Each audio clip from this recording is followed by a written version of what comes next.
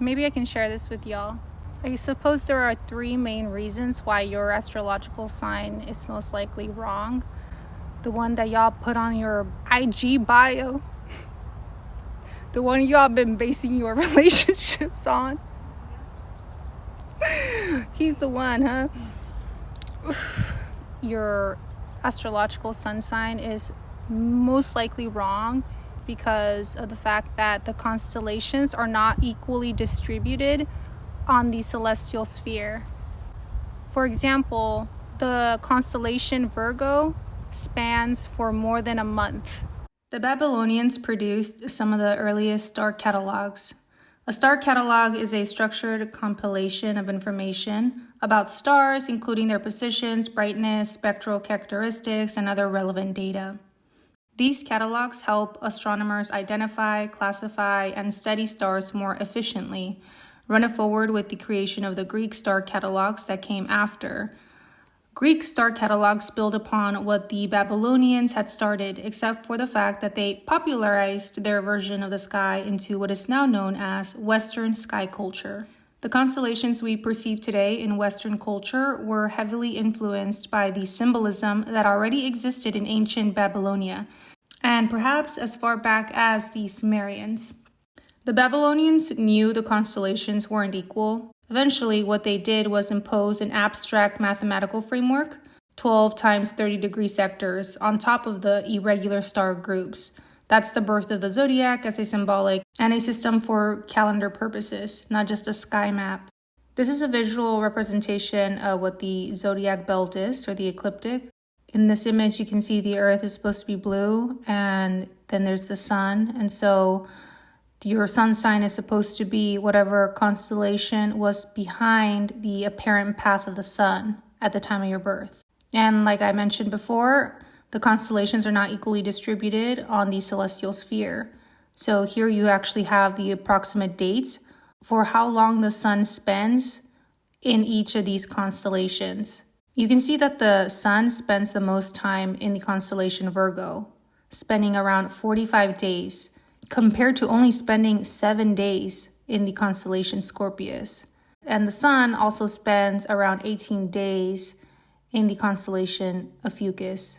Later, we'll talk about Hipparchus of Nicaea. Who is known as the father of trigonometry. He built upon the star catalogs of the Babylonians, but he made a pretty huge discovery that we're going to later talk about. Then came Claudius Ptolemy, who learned a lot from Hipparchus of Nicaea's work. But yeah, he sort of gaslit us, and we'll talk about that later as well. So yeah, a lot of people don't know that. And by the way, the other constellation that the sun passes through in the zodiac belt or the ecliptic is Ophiuchus, the serpent bearer. The second reason why your astrological sign could be wrong has to do with the fact that the Earth is not a perfect sphere. It's actually wider at the equator, and because it's wider at the equator, we're actually spinning on our own axis. Isn't that wild? And what that means is that every 26,000 years, about every 26,000 years, the Earth does a full rotation on its axis. And so the people that came up with the symbolism that we know of in Western astrology, those people were looking at different constellations at the time of their birth compared to the people that have the same birthdays today, because of the fact that we are spinning on our axis. So that means that what is projected out there is slightly different. Who discovered that we are wobbling on our own axis? That would be Hipparchus of Nicaea. He's honestly the star of the show, no pun intended. He's dubbed as the father of trigonometry. If you go to the Griffith Observatory in Los Angeles, you'll see a monument of him. He's also known as the greatest astronomer of antiquity. The consensus amongst ancient authors who mentioned him is that he was born in Nicaea. Nicaea is in modern-day Turkey, in the city of Iznik. Now that you have a better picture of where he was from, you can estimate that he was relatively around the Babylonian region, and hence why he was so close to the collection of Babylonian knowledge that he likely built upon. Hipparchus likely had accessibility to the knowledge the Babylonians acquired and studied over centuries. By comparing his observations with those made by earlier astronomers, he could have discerned the small but consistent changes in the positions of the stars over extended periods. This would have indicated a gradual shift in the orientation of the Earth's axis, leading to changes in the positions of celestial objects over time. So there's about a 1 degree shift every 72 years. And if you multiply that by 360, that makes up to a full rotation on our axis every 25,920 years. One of the implications is that Polaris will not always be the North Star. And the next one, which is the most relevant to this presentation, is that the Earth's apparent path around the sun changes. So the ecliptic changes too. Hence, the constellations that us as Earthlings see behind the sun also change. The third reason has to do with Claudius Ptolemy, this guy who knew about the precession of the equinoxes, what we just spoke about, which is the wobbling on the Earth's axis.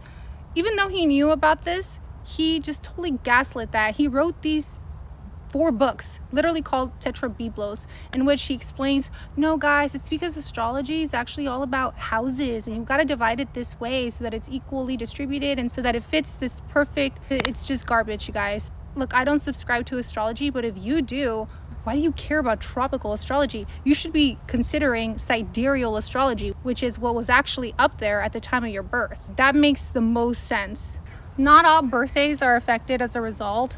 Mine is, though. A lot of people think that I'm a sun sign Scorpio, which is supposed to be that the sun lands on the constellation Scorpius on the celestial sphere. But that's not the case for my birthday. My sun actually lands in between Libra and Virgo. But plot twist, guys. If the shoe doesn't fit, you can always find another shoe. And I say that because I recently learned that in the Jewish version of astrology, I guess I'm still a Scorpio. Who cares? What does that mean? Honestly, I think that means I'm like a water Pokemon. I don't know. I'm like if Mewtwo and Mew came together and like created a baby. The shoe doesn't fit, just go find another shoe. I think it's funny though when people get tattoos of their zodiac. There was this one guy I met, he was really sweet, a couple years younger than I am, and he has like a Scorpio tattoo, and I was like, do you want to actually check? And so we checked Stellarium, and we found out that his sun wasn't in Scorpio, but I was like, man, it's okay, it's probably somewhere in your chart. And thankfully he did have the planet Venus on the constellation Scorpius, so I was like, oh, that's fine. You should tattoo Venus on the tattoo of Scorpius, the constellation. I think it would just be more accurate.